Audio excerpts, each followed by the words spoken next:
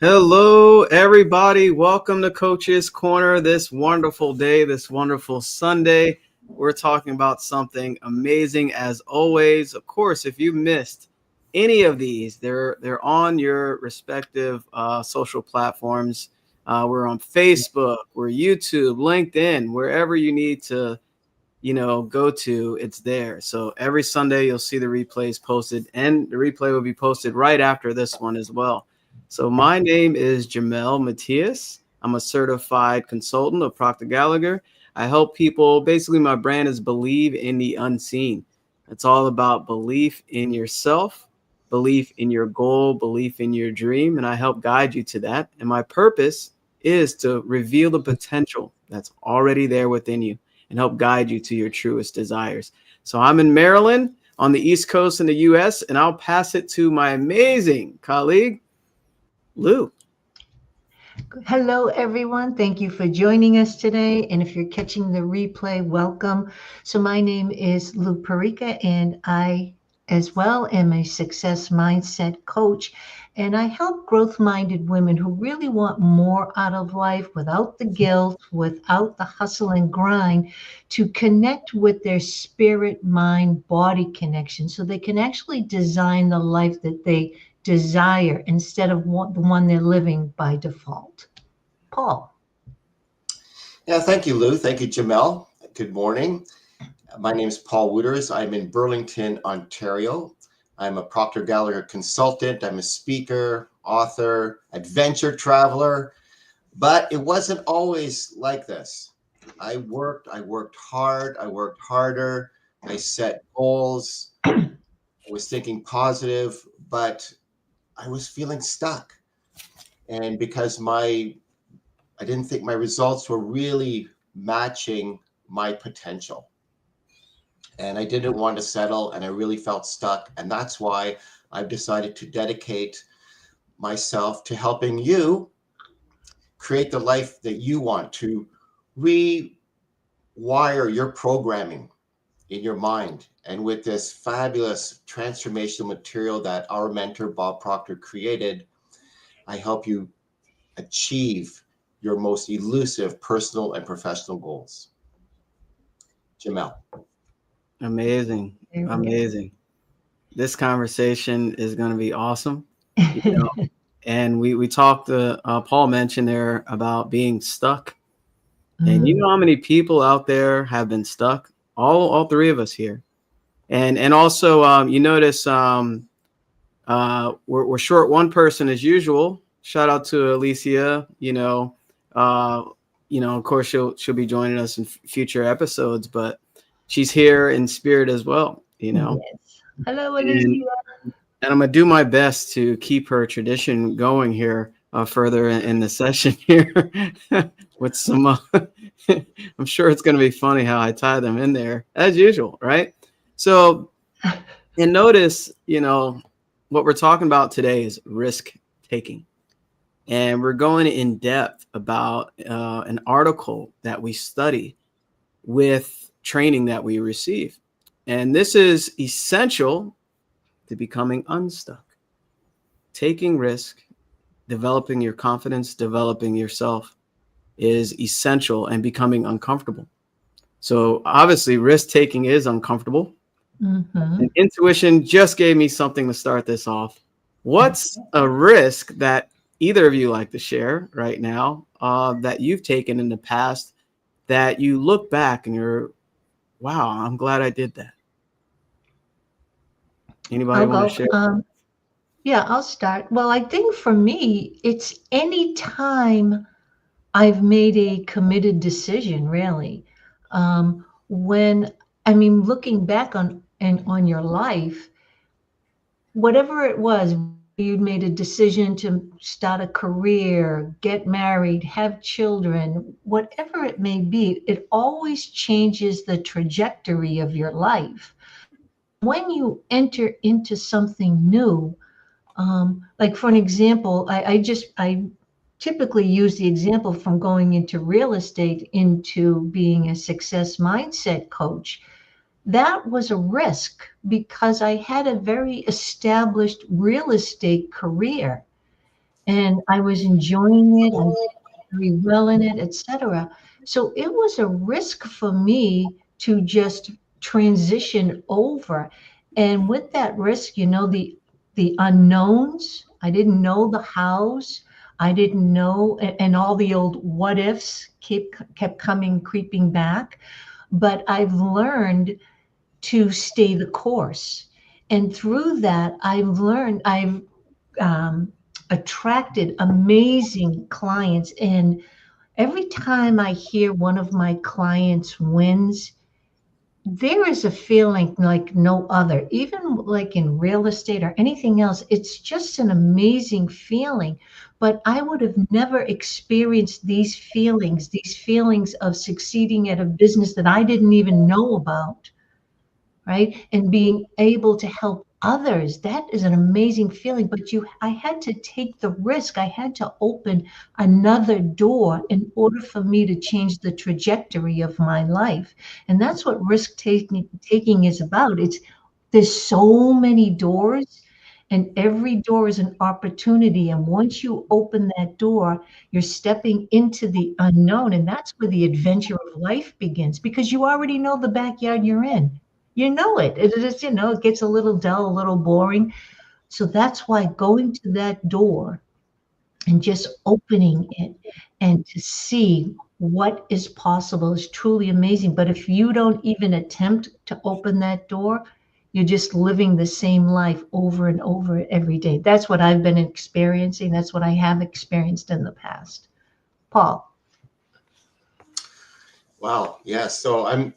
That's fantastic, Lou. What a great story. And so, as I alluded to in the introduction, I was working hard, working harder, but it didn't translate into really feeling that I was living to my greatest potential. So, similar to Lou, I had my own business, landscape design and maintenance business for over 35 years. In a great area. I never lacked for work. Nothing was ever slow, but wasn't feeling as fulfilled as I thought I could be. I mean, I did the job well. I had great customers. You would think, everything was very smooth, but I just really felt stuck. There was just more of me that I wanted to bring to the surface. And as Bob said, that when we feel that, that's it. That's our inherent nature, is to grow. We want to grow. And so I took a risk like Lou did. She left her real estate business. So I went from having this established business, which I owned, to wanting to become a Proctor Gallagher consultant. It really, really spoke to me. And I really felt that by doing this, that I was going to grow into the person that I wanted to be, it was really going to nurture all the tools and the gifts that I was blessed with. And I could really become more of myself, more of the person that I wanted to be. And it was a huge challenge. Why would I leave this business really well established? And there was this push and pull. I wanted to do it, but why not retreat into something that I knew, that I felt safe, that I was familiar with? And so that's what we do, right? We retreat into that safe zone, into our comfort zone, without wanting to really stretch ourselves and really finding out who we really are and who we really can become, and really feeling that fulfillment and really being excited about every day, and about, going to bed very satisfied, and not just feeling like we're on this hamster wheel and we're sort of stuck at a certain level in our lives, whether that be in finances or where we live, and just the type of person we are and the things that we can do. So taking this risk and becoming a Proctor Gallagher consultant, and now helping other people transform their lives so they can become the person they want to be, is so rich and rewarding and fulfilling. And it doesn't feel like a job. It doesn't feel like there's any kind of a grind or anything like that. It's just so, but it was a really, really tough thing to do, because, okay, what if it doesn't work out? What if it doesn't work out for me? And I've given up this thing, and I've done this thing for years and been successful at it. Why would I give that up? And when I told people, even people that were really close to me that I thought, okay, they're really going to be supportive. They weren't. They looked at me like I had three heads. Why are you, you've got something good going on. What are you doing? They Yeah. just didn't understand. But I had to follow what I wanted to do, to be me, to be the person that I wanted to be. And it's been so rewarding. And it keeps unfolding. It keeps unfolding. Just like a good plant will continue to bloom, something that you nurture, it really blooms and it thrives. And I really feel that I'm growing, that I continue to grow. I don't feel like I'm stagnant anymore. And I just have this greater awareness. And I'm just, I could just go on and gush about how great it's been. But unless you take that risk, you'll never find out who you really, really are. Jamel. Mm. Wow. Such lovely stories. Thank you both for sharing those. That's so powerful. And how do I even follow up with that? This is beautiful, because without risk taking, we're not becoming a higher version of ourselves. And we are allowing fear to hold us back to a version that we no longer want to be or experience. So all of us here face some type of fear, even including what Paul shared there, becoming a consultant, because it's different than what we've done in the past. And so many stories of risk taking came to mind. A funny one was basically being a little boy, rambunctious, kind of crazy, out of his mind little boy, but optimistic. There was like this construction site that had these huge hills of dirt. For some reason, we shouldn't have been playing back there, but it was a group of my buddies, it was like maybe 7 or 10 of us. And there was the biggest hill, and nobody would ride their bike up it. Well, actually, we had to walk it up there and then ride your bike down. There were, we did it like 2 or 3 of them. And then all of a sudden, everybody else backed out. But guess who decided to do it? Oh boy. This guy. So, not knowing the dangers, I could break my arm or there's no helmets at the time. There's no elbow pads or none of that. So I'm walking my bike up there, not realizing how high this hill is until I get at the top, and I can see pretty much the tree line and roofs and stuff. So the vantage point was beautiful, but I looked down and I started seeing a lot of fear, because I was like, there's no way I can ride my bike down this hill safely. And it was kind of loose dirt too. I remember this very vividly. It wasn't like it was paved or compacted. So anyway, I was up there. I said, "Hey, I'm doing it." I waved down all my friends, getting on the bike nice and slow. I hold the handlebars, and I just let it roll down. Right. So I'm going down the hill. Of course, having a little loose soil, it's a little shaky, but I'm holding on. I'm having my balance. I'm a skilled rider at that time, because it prepared me for that moment.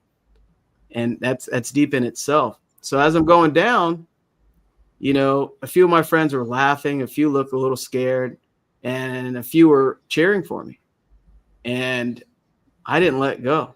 I didn't actually, I stopped being afraid. I was only afraid like a split second when I started. After that, I was focused. And thinking back on that little story, how that carried over to so many other risk-taking experiences in my life. Being the first to go to college, not having money to pay for it, that was huge. First in my family. And even getting out of college, going into the work field, and leaving traditional jobs to be an entrepreneur and help people with this material. That was a huge risk for me, but I'll do it all over again and again and again. Now that I know the freedom that I have to even be here with my colleagues, to even share this material. And it's really interesting when you look back at little stories like that, you're connecting the dots going backwards, right? You can only connect them going backwards, not going forward. And that being on that hill, I think I was under 10 years old. Wow. I gained a sense of confidence. And then I did some other crazy stuff. Thank God I never broke it. Had enough sense, but it raised my frequency and what I can do and who I am. You As know, silly as it is, but you know what I love, Jamel? What yeah. you said in that story. Thank you for sharing. Is because we've all been there, right? Especially when we're kids, right? Somebody dares you to do something, but you said like the key word. You were scared, but you focused. See, if you focused on what you were doing, balancing your bike, getting to the bottom of the hill, but if you allowed the chitter chatter of, oh my God, am I going to fall? What if I fall? Oh, can I make it to the bottom? Oh, what if I don't do it and all my friends laugh at me, blah, blah, blah. Then you probably would have lost balance, fallen, tumbled down the hill. But that word, that was such a key word in that story, is that you stayed focused at the task at hand. And by being focused, you kind of like relaxed your mind and just, this is what we're doing. I'm going to balance my bike. I'm going down the hill, regardless of if the soil is not compacted and it's loose and I see tree stumps or whatever. You just stayed focused. I thought that was really powerful. Thank you for sharing that.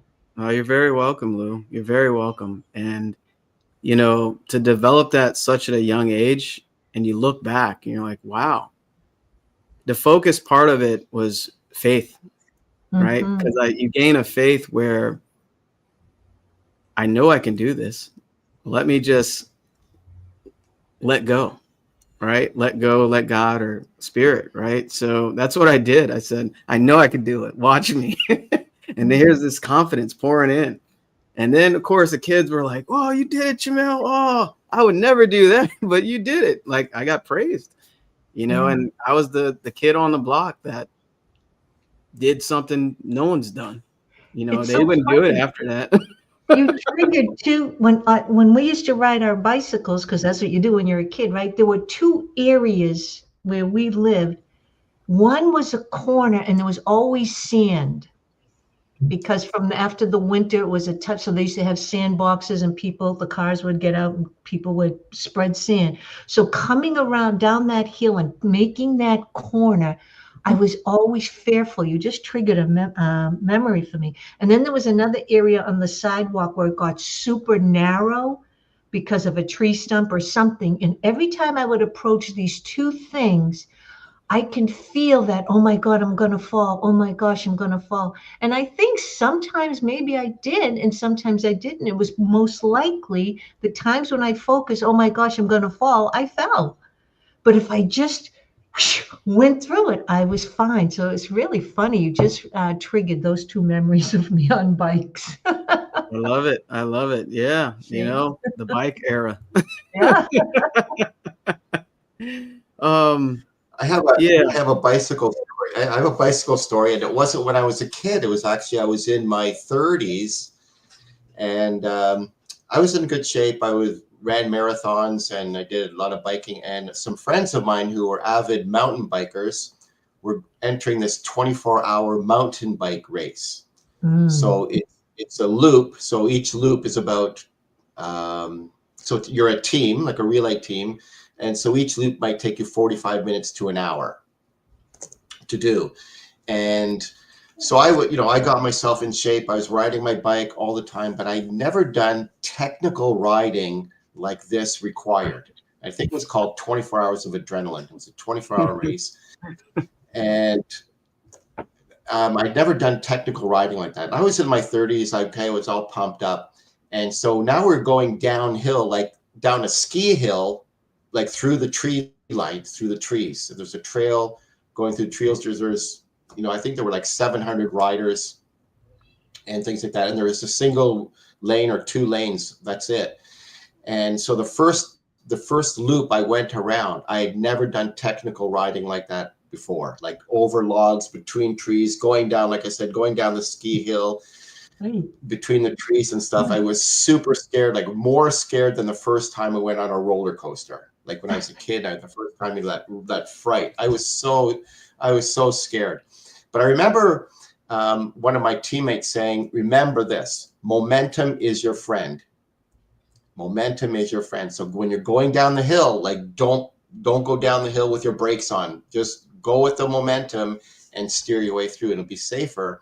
And by the end of that 24 hours, I mean, I was really jacked up about it. I was having so much fun. That first loop, I was as scared as I'd ever been, even back into my childhood. But then remembering that line, momentum is your friend. And as you let it go, you just went for it, and allowing that momentum. And once you got going and that momentum, it truly was your friend, right? You have to release the brakes. So release the brakes in life and go for it. You can't go when you've got the brakes on. And it was such a great experience, but I'll never forget that line, momentum is your friend. And just you take that risk, start going for it, and that momentum will carry you through. And you build the confidence, like with anything, right? You take that risk, you take a chance on yourself, and what you get in return is that experience and that confidence. And I'm so happy that I did it. And it was, such a great memory, but boy, I was super scared when I first went around that first couple of loops. Yeah. Awesome story, Paul. I love it. I love it. Yeah. The cave we fear to enter holds the treasure we seek. Right. So the opposite side of fear is the freedom you're seeking. So, are you being a little cat? Are you this little kitty cat? Or are you letting that lion within express itself? Right? Exactly. So let me forgot to mention, feel free to drop any comments or questions right here live. We love to hear from you. So feel free to tap in with this conversation and drop any comments or questions you may have. And also our call links are in the descriptions as well. So that way, we want to talk to you and basically help you with this material. And I know we have amazing stories and amazing experiences, but the point is to help you take some risk to your higher self, to help you take some risk out of your comfort zone, because that's what you're seeking. So speaking of that, let me share the article. There was something really powerful at the very top of the article. Let me find it. There we go. So right here, well, I'll even read the beginning. It says the dictionary tells us that to risk is to expose oneself to the chance of loss. And I suppose that is true. Another piece of literature, an author unknown, suggests that. I love this right here. To laugh is to risk appearing the fool. To weep is to risk appearing sentimental. To reach out for another is to risk involvement. To expose feelings is to risk exposing your true self. To place your ideas, your dreams before a crowd is to risk their loss. To love is to risk not being loved in return. To live is to risk dying. To hope is to risk despair. To try is to risk failure. That is very, very powerful. To try is to risk failure.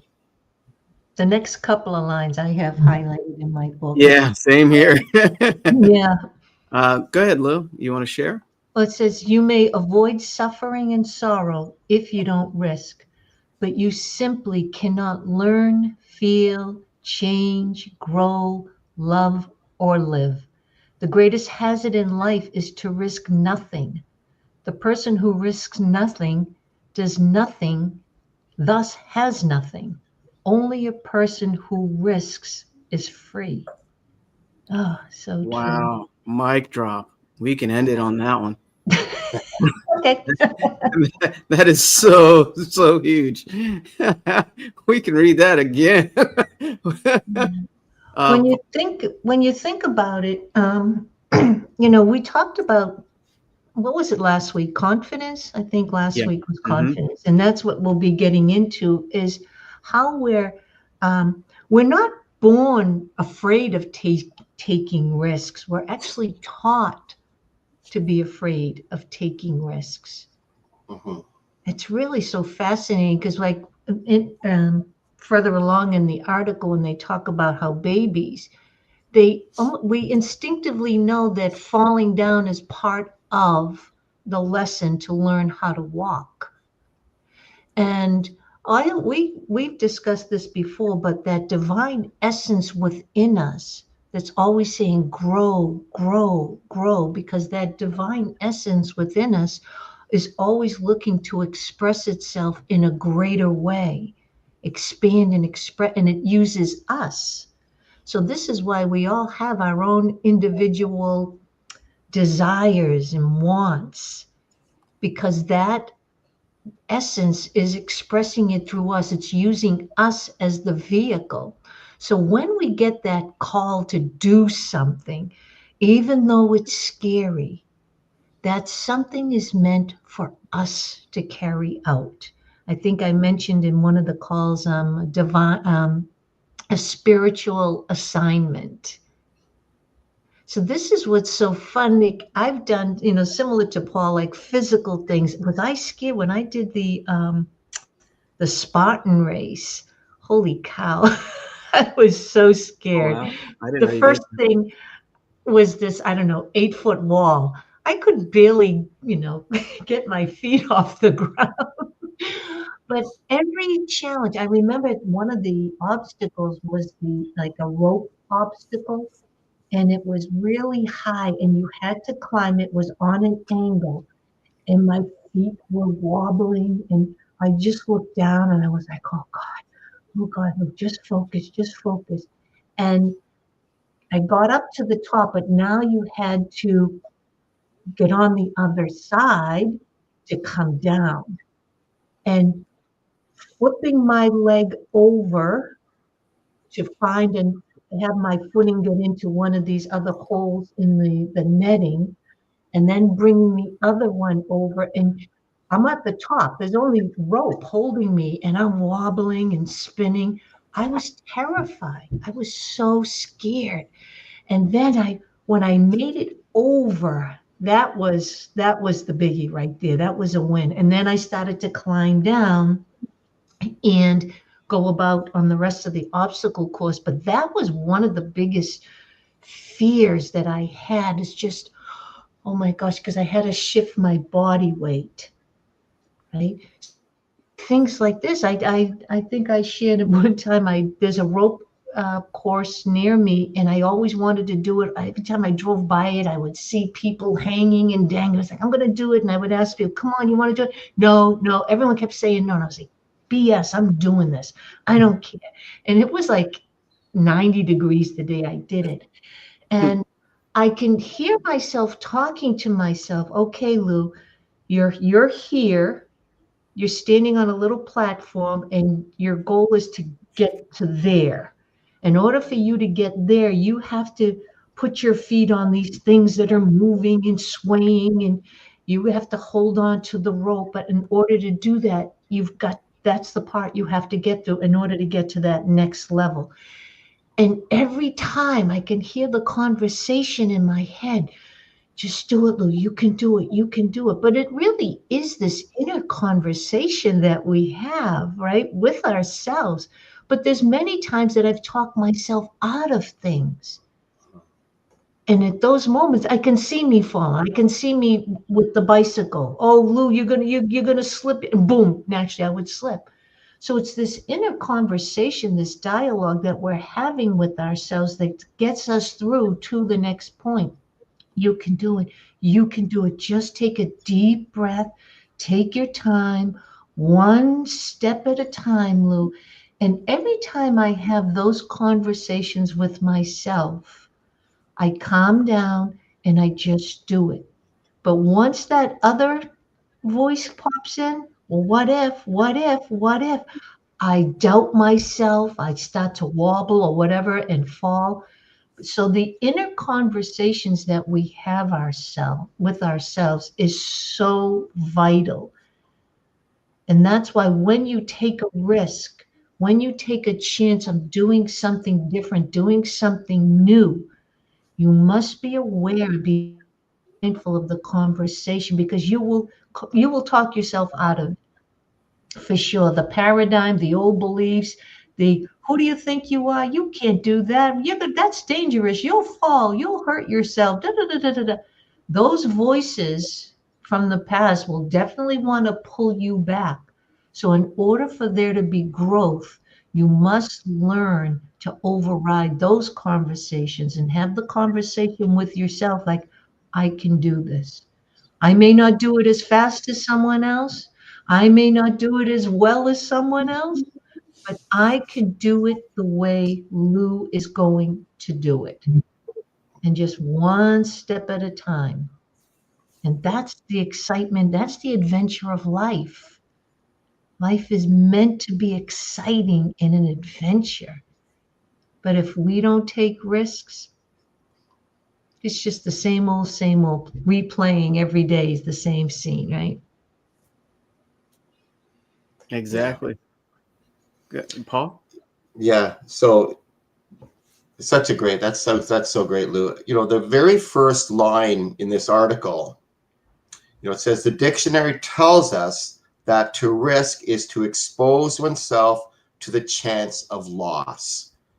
Like, what a negative, unfortunate, and that's the thing, right? So we get this, we get discouraged by the word risk because historically that's what we think of. We think of loss, right? It has this real negative meaning or definition attached to it. It has this negative connotation. Risk, it means we're going to lose something. We have this chance of losing something rather than it's an opportunity to gain something, right? We have to start to shift our mind to think that taking the risk is giving us the ability to try.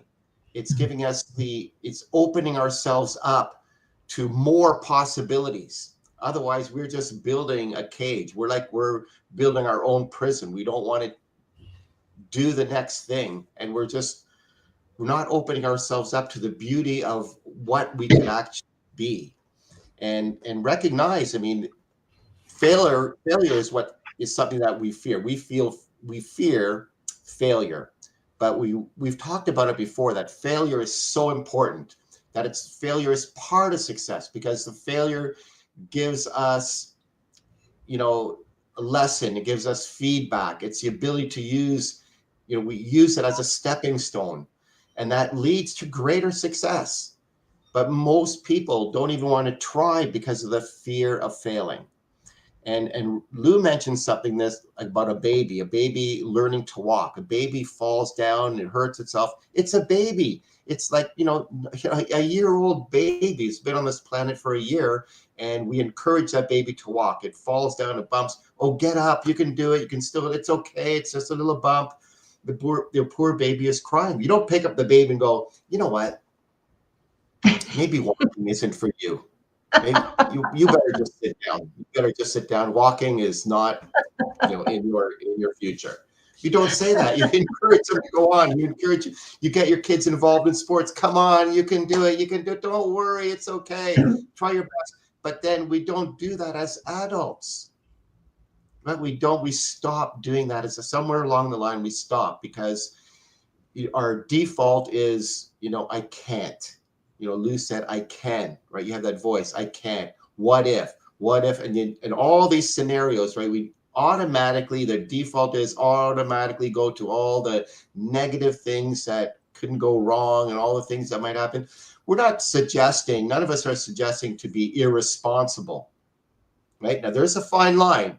We don't want to be irresponsible, but we don't have to be so calculated and figure out like all the hows and write it down and what are all the bad things that are going to happen. There's a saying, stop being so afraid of what could go wrong. Start getting excited about what could go right. But it's that default of things that are going to go wrong that keep bugging us. And if Alicia was here, right, she'd have, there's some parrot on one side and a parrot on the other side. You have that I got more. Jamel looking. An internal tug of war, right? So, but who do you want to be? Why, who do you really want to be? And you take that risk because of the opportunities that will open up to you. and you will discover the person that you really can be and that you really truly are, that you truly want to be. So you have to release those brakes, Mhm. Yeah, release those brakes. We had a lot of bike stories today. So that's an excellent way to put it, Paul. Let me share the screen here because this is right on topic. And it even says here, what causes individuals to shy away from taking risk, even if it is a low risk and will give them something they really want? It dates back to our little life. And since risk taking is likely not a subject that is taught in school or in obviously, work life as well, right? A person's fear of taking risks might stem back from before they can even remember. Look at that. So, for instance, when you were a child taking your very first steps, it wasn't uncommon to hear one of your parents or guardians say, "Be careful, you might fall," or "Don't do that, you'll." So though some of this is rhetoric and you don't really pay much attention to it, for some, it begins the pattern of playing it safe. So we've been conditioned to play it safe. Rather be safe than sorry. Well, Yeah. what Bob reversed that, didn't he? He said, I think he said it's sorry to be safe or something like that. Better sorry than safe. Right. And look at this. Failing will never make you a failure unless you quit. I always loved when Bob expressed that, because think about Thomas Edison, right? The light bulb, the filament of light, electricity, harnessing it in a light bulb. All the times he so-called failed. I think the quote is, I took another step to success or something like that. You can help me out with that. But the point is, every moment was a success towards a success. Yeah. exactly. So you only fail if you give up on what you're doing or towards that goal that you want. And I love right there on the screen, the greatest hazard in life is to risk nothing. Wow. Because when you don't take any type of risk, you're just stuck in that prison of your own making. And you'll continuously wish and hope for things to get better. And this is speaking I know this is speaking to somebody. You hope and wish things to get better, and you keep looking from the outside, but you're not taking any type of risk. So you're still stuck where you are. Mm-hmm. I remember this quote that comes to mind. There's those that make things happen. And there's those that watch the people that make things happen. And then there's those that don't know what the heck is happening. I always like that, because where are you in that area? Like, really look at yourself. This is not to build, beat you down. This is to build you up. We all come from a place of love here and sincerity, and we want the best for you. But really look at your own life. The greatest hazard in life is, look at that, love is kind. The greatest hazard in life is to risk nothing. So if you haven't risked anything this year, maybe mentorship, you're seeking mentorship, you so-called see it as a risk. That's the direction to go if it's speaking to you and you want change and growth. And are you being controlled? This is a little controller for my daughter's remote control. See, Elisa, I got your back. So are you being controlled by your past, by your mental conditioning, what's been implanted in your subconscious mind over and over again, your subconscious mind? Oh, watch out. I take ownership. I've been telling my daughter, careful, slow on the steps, hold on to the rail. And then I have to kind of really catch myself. I didn't, and I love my parents, but they raised me differently, right? He's a boy. My dad is really tough. He's in the military. He'll be all right. Banged his head. He's all right. Walk it off, no. So I became this person. So the point is, are you being controlled by your past and your limiting beliefs and your comfort zone? Or are you the one controlling it? Are you controlling your future and what you do? So I thought that was a good one. Yeah, that is a good one, Jamel. All right. I want to, so you mentioned, yeah, so that's where, I mean, we all do it. If you're a parent, or even if you're near a child, you know, and they're exploring and they're running fast, you can almost see them falling and scraping their knees, and you want to prevent that. But what we keep doing is, oh, be careful, you'll hurt yourself, is we're starting to create self doubt within the child. And one of the things I have underlined that you just read, Jamel, failing will never make you a failure unless you quit. I want us to think about the word because that's what most of us are fearful of is failing, right? But when you think of the word, it's just a word.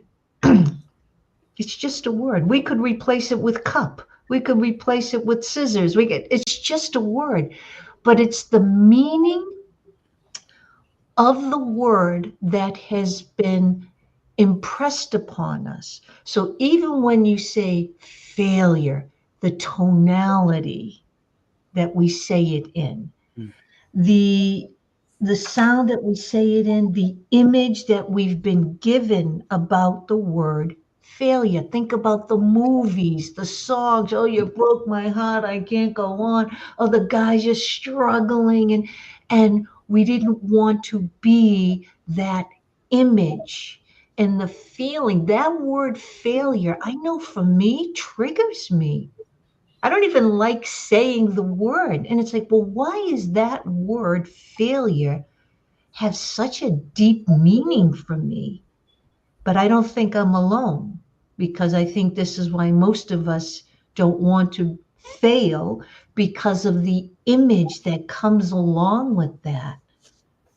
And because it's really just a word, but it's really quite fascinating the meaning we've given it and the image that goes along with that.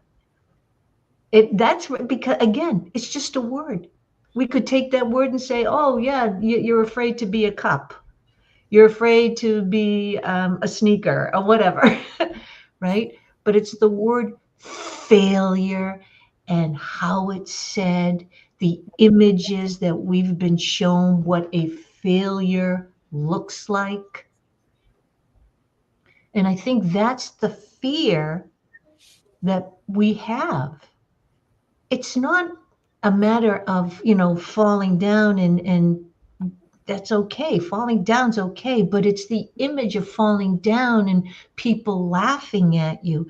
It's the image of falling down and, oh, yeah, you'll never be able to do it again. Just like Paul was saying, don't even bother walking because it's just not the cards for you, right? That's the image.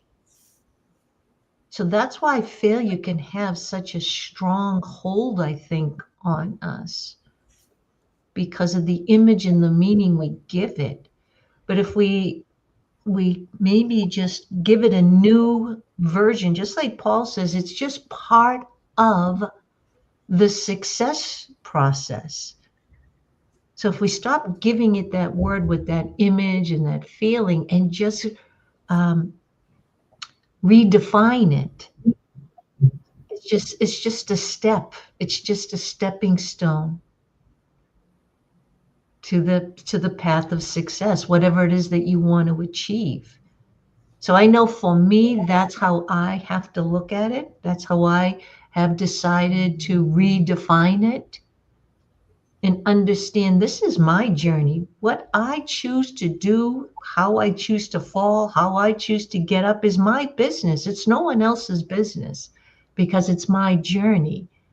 So it doesn't matter how many times that someone may fall down or get up. It doesn't matter. It's no one else's business because it's the journey for you, the lessons that you need to learn. Just like we talked about in Rules for Being Human. You'll keep on learning lessons until you've learned the lesson. But it's not a big deal. Don't beat yourself up over it. But we were really designed to succeed. We can be, do, and have whatever we want. And that's the feeling saying, come on, let's go, let's grow, let's grow. And just like the law of polarity, if we're not creating, if we're not becoming, we are slowly disintegrating, because the whole purpose of life is to move forward, to grow, to expand. And if you're not doing that, there's really no need for you. Nothing personal, but that's the purpose of life. It's always going to move forward. So that's the calling and the feeling that we all have when we see something, we want to take a risk. That's life saying, let's go, come on, let's do it, let's experience this. This is awesome. But then the paradigm says, you can't do that. What are you, crazy? And this is the power that we have. We have the tools to override that inner chitter chatter. What do they call it? The noisy roommate. We have but if you don't understand the skills, if you don't understand what you're capable of doing, you allow that noisy roommate to control your life. And that's what we're here to help people understand, because that noisy roommate, even though it's still he or she still shows up, not nearly as much as it used to in the past.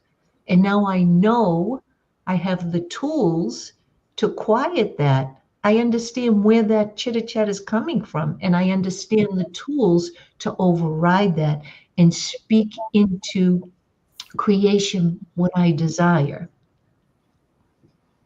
Wow, that was a mouthful. But it was so good. I was really captivated by what you were saying, because it's so true, right? It's just like risk. It has this negative definition attached to it, right? Risk means losing something. Failure means humiliation, means rejection, means being laughed at. All these negative things where it is just, it's not a negative. It's not a negative word, right? That's what we're trying to impress upon you. It's just another step. It's giving us feedback. If you look at all the successful people, they have fallen down and failed countless times. If you're a huge, if you love athletics or sports, and people love watching the Olympics, they see all these fantastic athletes. But what we don't see is the countless hours behind the scenes that got them there.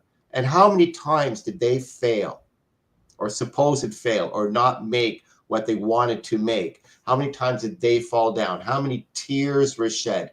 How many injuries did they have to overcome? How many obstacles? How many times were they told they can't do it, or they won't be the ones, or they can't score, or they're not fast enough, or they're not big enough, or something like that? And we don't see all those stories, right? You hear about them sometimes, but you don't see the countless hours that these people have put in, and they just overcome it. Just didn't come all naturally, right? If you watch baseball, a really good hitter on your team is batting 300.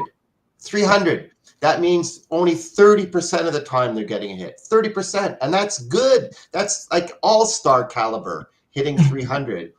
And I think Jamel said it earlier, if you don't, you miss 100% of the shots you don't take. So if you go up to bat, never swing at the ball, you're never going to get a hit. And I think it might have said it in this article, but if you don't take your foot off first base, you're never going to get to second, right? And there's people that will do anything to avoid the uncomfortable feeling of fear, right? And the problem is that you run an even bigger risk of never getting what you want in life, because that good stuff requires taking a risk.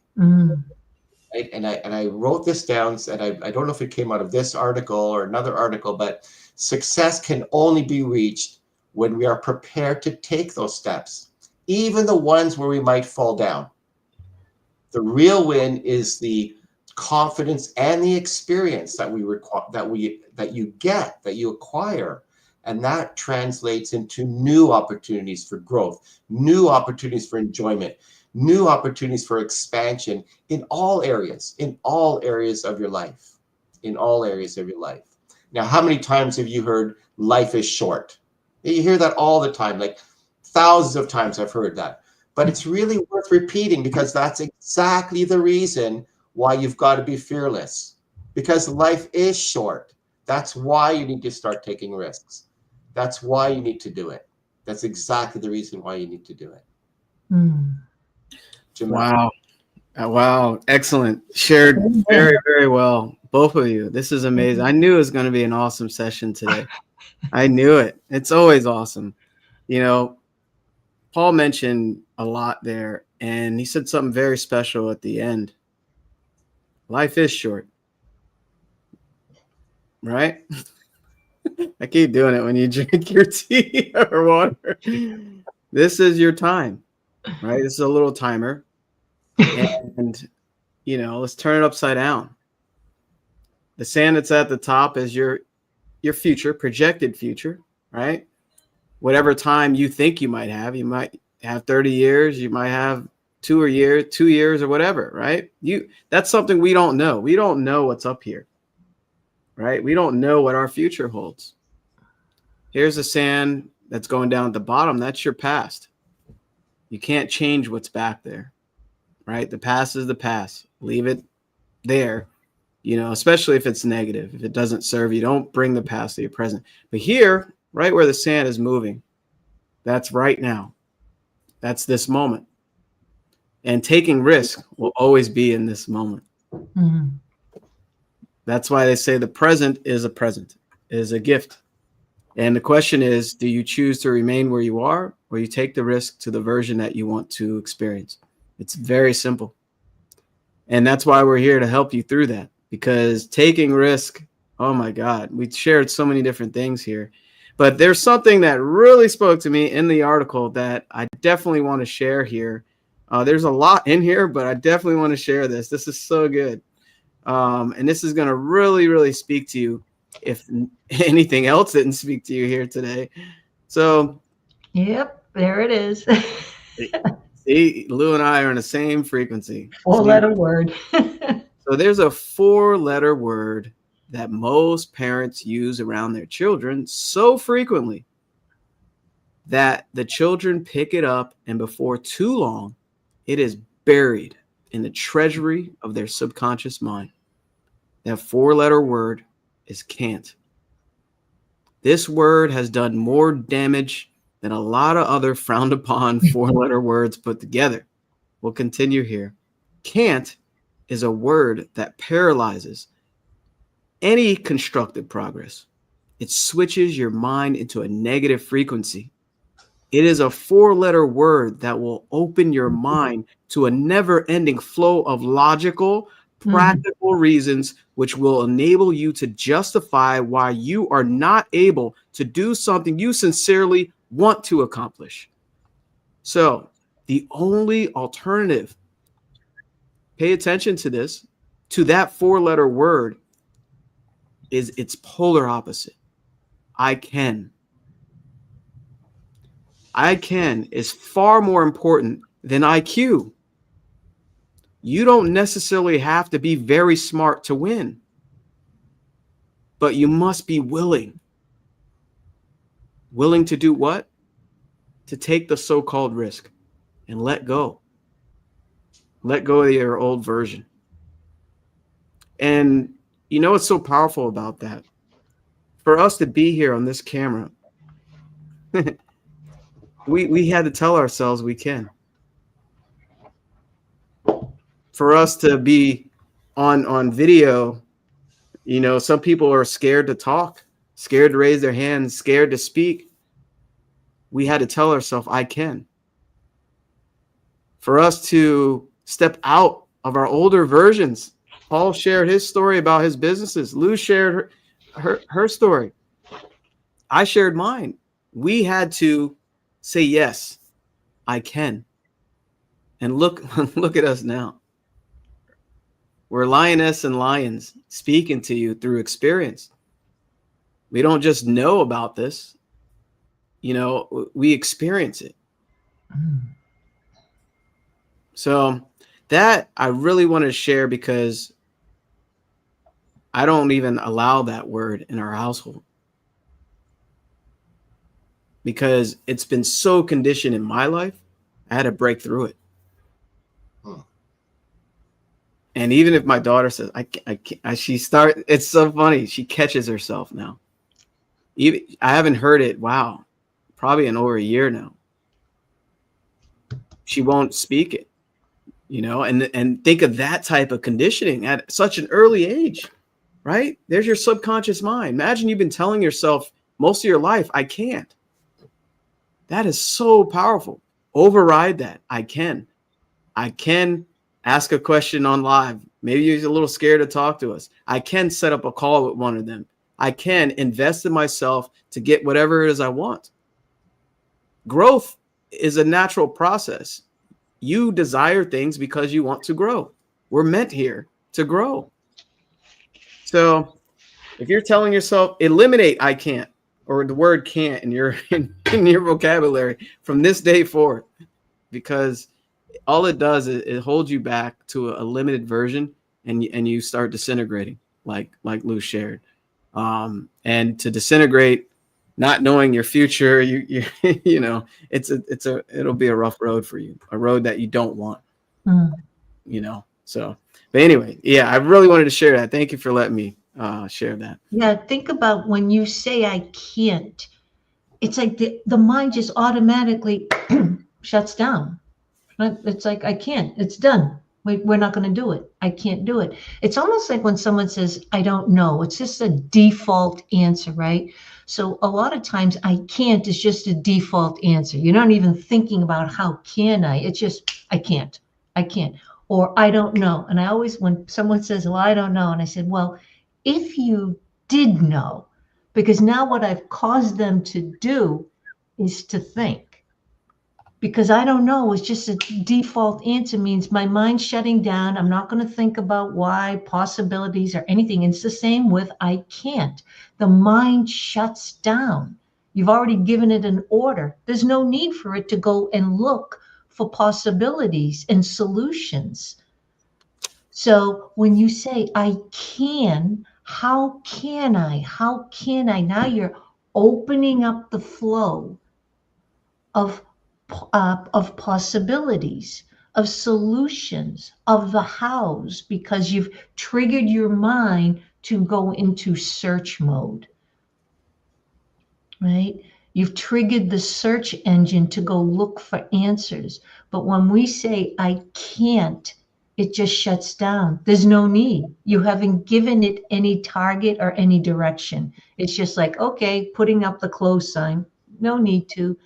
So be very mindful when those words come out of you, and notice when other people are speaking. Just start becoming a little bit more mindful. Watch how people speak. Listen to the words they're saying, because if they truly understand, if they truly understood the power of thought and being able to direct your thoughts, means being able to direct your words, right? We've always heard, think before you speak.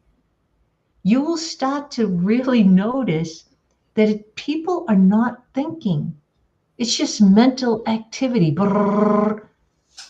They're speaking from default, not actually stopping to think. How many times have we said, oh, stop, wait a minute, let me think about that? It's like they're going about right, doing everything, and then they actually, oh, let me just stop and think about that. So the whole time they were just in autopilot. So be very mindful of the words that you're using, and start observing the words that people are saying. And it'll become very obvious to you how the word I can't, I don't know, just shuts the mind down. You don't even bother having a further conversation about something when someone just says, I can't. So be mindful, and especially if you're raising children. I wish I had learned this material when I was raising my children, but it came when it came. So be mindful when you're raising children and what you're telling them that they can't do. And, be careful, you'll hurt yourself. Really, we are instilling self-doubt within the children. So So good, Lou, because it's true. We close the door on on opportunities that exist for us. We're always looking for opportunities, and then we're closing the doors by saying, I can't. That we have to really monitor our self-talk. It's so, so important. I do it all the time to myself, and I have to just, okay, cancel that thought, fill it, Yeah. replace it with another thought. And I know we're getting close to our time here. So I just have to encourage you, to, apply for that dream job, launch that website, take that new class, and expect to make mistakes. Realize too, you're not alone. Self-doubt happens to all of us. It doesn't just go away. But with the tools that we're sharing with you and the tools that we can share with you, you can live and start living the life, the kind of life that you really want, and the one that you deserve, the one that you really absolutely deserve. And I did highlight a line from this article that really jumped out at me, and it's that reaching the goal is not success. Success is moving towards the goal. And taking risks is essential when you want to reach a goal. And the purpose of goals is what? It's growth. So when you challenge yourself, you bring more of yourself to the surface, right? You bring more of yourself to the surface.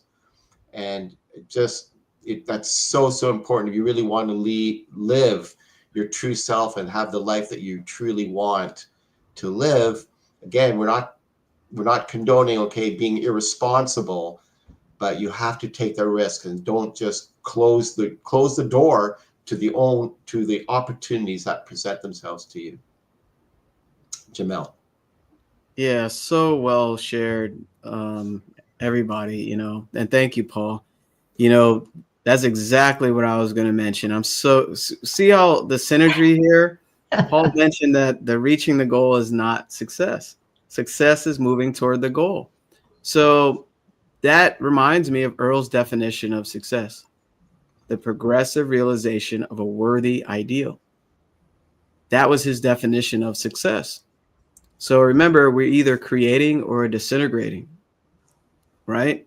Or being or whatever. So the point is, definitely have a worthy goal. What's worthy to you?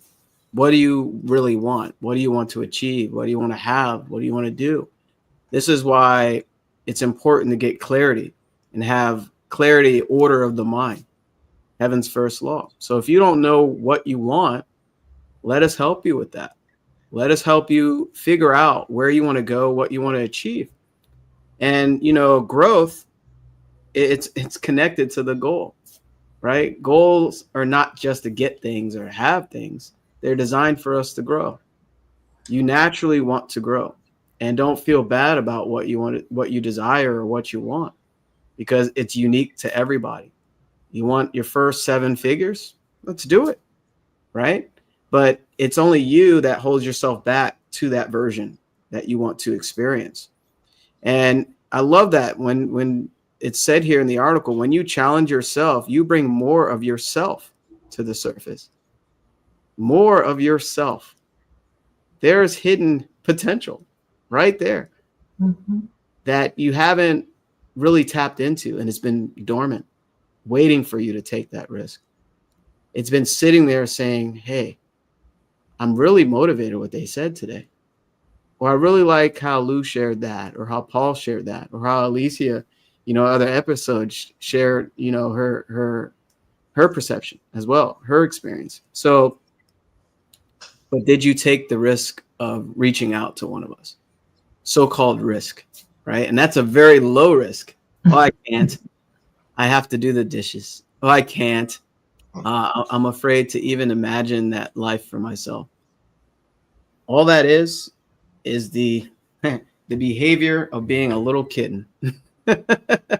You're locking up that lion that's inside you that wants to get out and see the open field and live that open life and run the pack.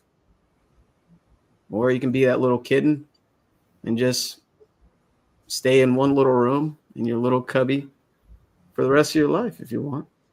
It's always a choice. But of course, you're not alone.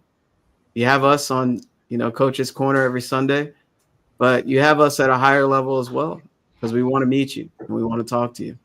We hope this really helped you. Our links are in the description to schedule a call. I do have some time today and maybe some time tomorrow, but pick whatever time. Talk to us. Don't let this just be motivation and inspiration. This is your life. You don't know what's in the future. The time is now. I laugh because it's a no-brainer. Don't overthink it. Listen to your heart. You can hear with your ears, but you listen with your heart. I just wanted to mention, Jamel, the power of a one-on-one call, because you're going to be speaking with one of us who truly understands, because this is what we study, this is what we experience, this is what we bring our clients through. We understand the power of being heard, being understood, feeling validated, whatever you're going through. We're not going to be selling you a strategy or a product. We're helping you understand you, so you can make the decisions to design your own life the way you want to experience it. Life may be short, so the whole point is, what are you experiencing from day one to the transitioning time? So that's why these one-on-one calls can be life-changing, even if within 30 to 45 minutes. Because we're here to hear you and listen to you. And most people that you will speak to don't understand the cause. They're trying to fix your results, but they don't understand where the cause, what's causing the results. And it's the same with all of us. So that's why these one-on-one calls actually has the potential to change your life. But if you don't book the call, then we can't help you. We're hoping that the value that we're bringing on these calls bring something to you, some sort of awareness. But just book the call. Again, I think you're really going to enjoy and be very surprised about what you're going to learn on that call and how you're going to feel afterward. So take the chance, take a risk. I don't think any of us bite. Do you? Maybe Paul does. I don't know. No, none of us bite. We're there to help. We're here to serve. So we're very grateful that you're with us today and joining us every Sunday. Yes. Thank you for joining us. We love you. Much success. And, take that risk. Set up a call with us. We want to meet you and hear from you. Most importantly, help you. All right. So we'll catch you next Sunday. Watch this replay if you missed a little bit of it. This was so powerful. Such a great call. Such a great call and amazing stories. Wow. This is amazing. Paul, did you have anything or are we good? We're good. We're good. All right. All right. Bye, everybody. More stories to come, more experiences. We'll see you next time. Thank you. Bye-bye. Bye, guys.